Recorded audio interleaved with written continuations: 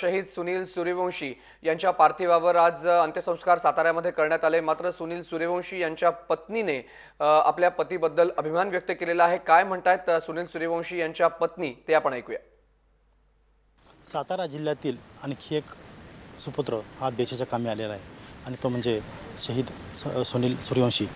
आणि या संदर्भात आपल्याबरोबर आहेत सुनीलचे वडील।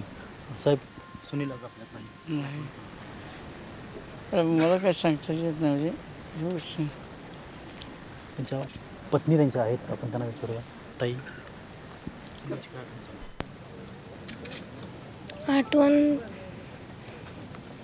आठवण नाही का सांगू शकत, पण त्यांना एक गोष्ट आवडायची।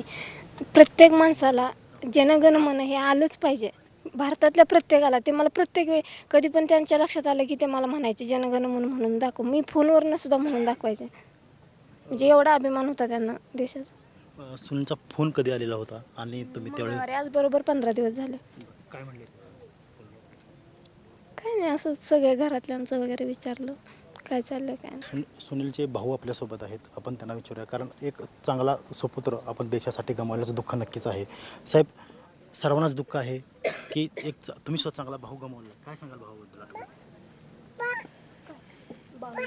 आठवण म्हणजे त्यानं आमच्या गावातल्या बऱ्याच मागच्या मुलांना म्हणजे की आमच्या गावात पहिले एकच आर्मीवाले होते, त्याच्यानंतर खूप मध्ये गॅप होता खूप, आणि त्यानंतर हा आर्मीवाला झाल्यानंतर बरेच मुलं त्या म्हणजे आर्मीच्या फील्डकडे वळले गेले त्याच्यामुळे।